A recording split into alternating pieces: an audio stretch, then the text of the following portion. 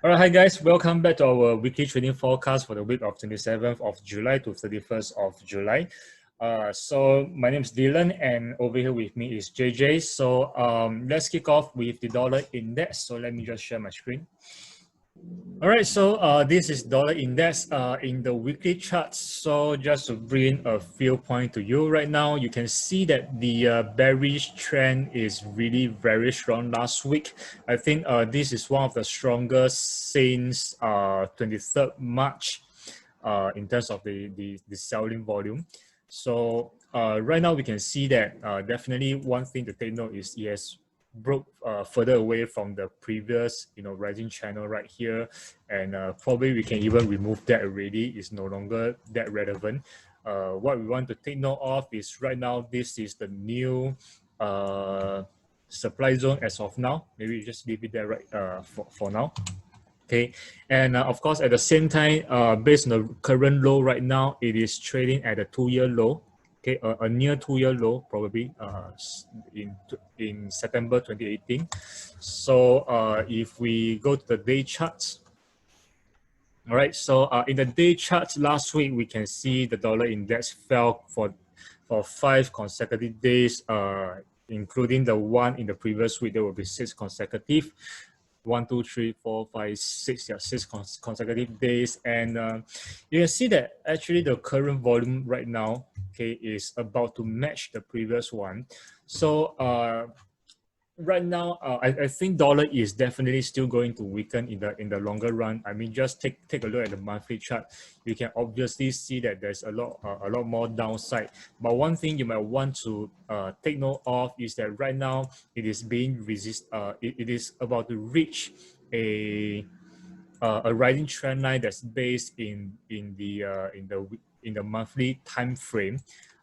So once it completed this entire volume, it could face strong support at this trend line. So that will be somewhere at 94, between 94 to 93, which is also a exact 2-year low. So that is a demand zone that we want to watch out for. So I think in this week, you can continue to sell the dollar as long as there isn't any very sharp pullback or whatsoever. If let's say, for example, in the 1 hourly chart, price continues to fall in this fashion, pulls back a little bit, range a little bit, and then you got resisted at within the moving averages such as the 55 or even the 100 moving average. I think you can continue to sell from there unless there is a very sudden strong bullish candle, something like this with small little pullbacks, and it start to reverse. Otherwise you continue to sell or wait for the price to reach the bottom right here at the trend line based on the monthly chart. So I mean, this trend line has been around for how long? For for more than 9 years. Okay, this is a more than 9 years kind of trend line. So that's definitely something you want to watch out for. All right, so going forward for this week, we can continue to sell the dollar as what I've just explained. Next, let's take a look at the euro dollar. So euro dollar similarly has been on the rise, very strong bullish trend right now. Just like dollar is on a very strong bearish trend. All right, let me just remove some of the stuff here. We can see based on the previous volume, all right, this is the entire volume. So euro dollar is also moving forward to complete this entire uptrend right here. And again, bring attention to the monthly charts. In the monthly chart right now, we can see that the price is about to reach. Okay, it's about to reach a 12-year falling trend line in this case. So definitely going forward, it's going to face strong resistance as it completes the entire bullish trend right here. But after which, there is still a very good possibility that it will continue to go up and break even higher just by looking at the monthly chart. But we have to see how it performs in the future. So going into smaller time frames such as the 4-hourly charts, obviously we can still continue to use the 20 moving average, or in the 1-hourly chart between the 55 and 20 or 55 and 100 moving average as a support for us to continue to buy the euro dollar, as long as, like I said, there's no sharp reversal, as long as it still continues to range or pulls back slowly in a slow fashion, such as what happens previously. We can continue to buy the euro dollar and aiming at somewhere at 1.18, I believe. Okay, that's the level we are looking at. 1.178, about that. So that's for euro dollar going forward. And of course, just want to give you guys a reminder that this week is a FOMC week, because we have the where is it? Yeah, the Fed interest rate decision on Thursday 2 a.m. So that's just one thing to take note when you're trading dollar index or dollar pairs. Now, with that, let me move over to JJ to share his trading plan for the week. First we have would be dollar CAD. As we can see, dollar CAD forms something like a head and shoulder pattern, and it really broke down, and it's now currently being supported at quite a strong demand zone. So we can see on the smaller time frame this week, right? As what Dylan mentioned, we will continue trying to sell the dollar. So this week we could either look for a pullback, which is this current uptrend, right? If it can reach back to the area of this breakout, in this area we could look to sell dollar CAD again, or if there will be a chance also it doesn't pull back that much and it just breaks below, then we will have to wait for a break. We wait for a small pullback back to this supported area, then resistance area, before selling dollar CAD again. And next we have is the Kiwi Yen. As you can see on the daily chart, previously Kiwi Yen formed this a bad pattern, a harmonic pattern. Although price didn't break all the way down, it came back up and formed somewhat of a double top. On a smaller time frame, we can see when it finished this CD leg, it didn't break down. It kind of ranged and it came back up to test this area, and it started falling again. And as of now, price has broken this rising trend line. So I believe that we could continue selling the Kiwi Yen this week, because we also can see that on a weekly time frame, this is something like a, maybe that's too big, something like a falling channel we can see here. And as of now, price is actually resting at the top of this falling trend line. And we can see this candle, it reached the top of this falling trend line, and there was a strong pullback. So this week, we could see if price really manages to break lower, we could, as usual, wait for a pullback and continue selling the Kiwi Yen. Yeah, this will be my two analysis. All right, thanks JJ for sharing.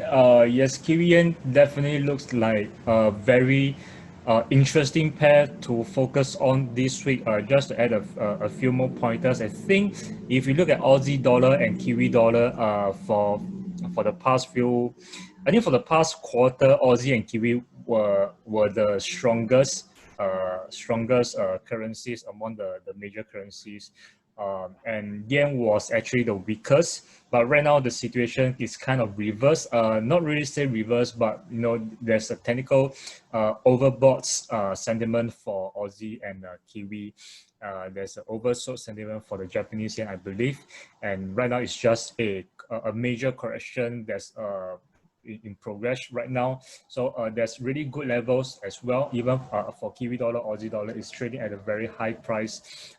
So looking at it this way, I think it's definitely a good chance that right now, if we are looking at Kiwi Yen and there's already a break of structure, there's obvious reversal signal, we can definitely try to sell the Kiwi Yen.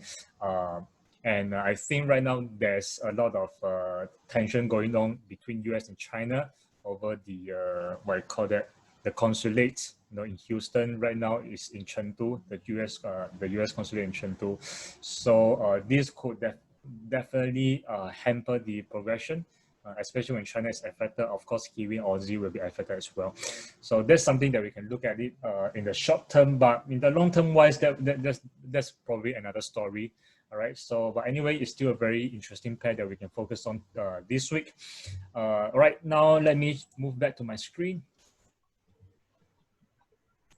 Okay, next I want to talk about the gold. So gold definitely has been one of the main focus for the past 2 weeks. As we can see the gold right now, if we are to look at the monthly charts, it is about to reach the historical high of about 1,920, just 100 or 100 to 200 pips shy from the historical high, and and last week you can see the strength of the buyers are really very strong. So in a way that I think one of the biggest reason could be because of the dollar, the selling off of the dollar, but the market is kind of feeling risk on and risk off at the same time. Risk on in the sense that we can see euro and pound is actually, appreciating as of now. Maybe also because of dollar is depreciating, and that shows a sign that the market is feeling more risk on, willing to take more risk, as it felt that the economy, in terms of the global level, it may continue to recover. But of course, at the same time, dollar is losing its value. So, and I think there's still a lot of things going on. The pandemic itself, as long as there's no exact cure being invented in this case, gold may still continue to go up. And if we look at the historical prices all the way back in 2008, I believe, during the financial crisis, after everything has settled down, gold continues to climb. And if we were to follow this pattern right here, definitely gold has a lot more to go upwards. In fact, I think I said before, once it broke higher than the historical high, is most likely the beginning of a new wave of the uptrend. Who knows, it can go to 2003, 2005, or even all the way to 3000. 3000 could be a bit far-fetched, but I think 2003 all the way to 2005 is still very manageable. Okay. So anyway, sorry, a bit too far away.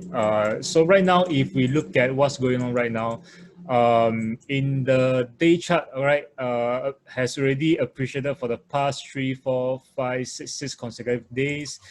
In the 4-hourly charts, okay, is definitely trading above all the moving averages. In the 1-hourly chart, we can see that it has been supported at the 20 moving average. So coming this week, since it's already approaching the historical high, I think there won't be much of a problem. And if we were to continue to look to sell the dollar as well, then we can continue to buy the gold. Therefore, in the 1-hourly chart, we can continue to wait for range and pulls and small pullbacks, okay, to the previous high again right here, somewhere at 1,895. We can continue to buy again, just like how it has been appreciating for the past few days or the past 1 to 2 weeks time, all the way until it reaches the historical high of 1920. You may even continue to hold, and maybe just watch out for dollar when it's really oversold and finally there's a strong reversal. It's a time that's time to really take a pause from continuing to buy the gold. All right, so that is how we can look at gold this week. Last but not least, I want to talk about Dow Jones. So I think for the Dow Jones, right, one thing that people are actually trying to time or trying to wait is when will be the second sell-off in the stock market. And in the process of waiting, we have seen that the US stock market has continued to rise. Indices such as Nasdaq has already broke new high and continues so. But last week, what happened is that there is a very strong sell-off in the stock market. In fact, if we were to quickly take a look at the Apple stock, there was a very sharp pullback, a very sharp drop right here. So could that actually be an indication that a second wave of a sell-off is going to come? I'm not sure, but apparently we are seeing that US is facing a second wave of a of the COVID situation, which is getting worse and worse. I mean, if we were just to Google well, you can see that the new cases is still at a high, still rising.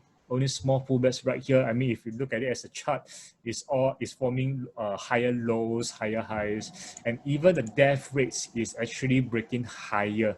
It's supposedly it went all the way down, starts to flatten a little bit, then it starts to get higher and higher and higher. So that is definitely a very bad sign for the US economy, and this could probably trigger a second sell-off in the stock market.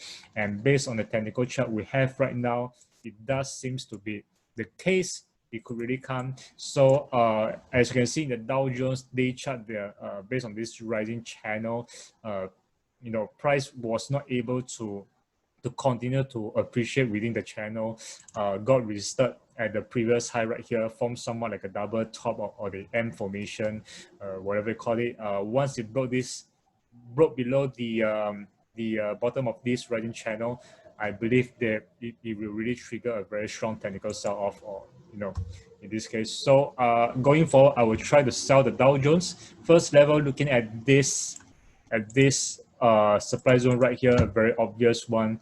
Hopefully when it pulls back, it's slow, not too fast. Maybe a spike is okay. Can try to sell. Have a stop loss somewhere a bit nearer to the previous high. That should be fine. And you can try to sell the Dow Jones in this case. All right. So in terms of the targets, if we are looking at the downside, I think we can easily look all the way back to the bottom right here, a very strong support at 25,000 area. And then if it breaks lower, look all the way to 23,000. So this is the current level we are looking at for this, and maybe the next coming week. Who knows that this entire range, right? This entire range, okay, has completed and is about to continue with this second wave of a bearish trend. Okay, so yep, that will bring us to somewhere between 23 to 25,000. All right, so that's for the Dow Jones, and with that, I have come to the end of today's weekly trading forecast. So thank you so much for watching, and I'll see you again next week.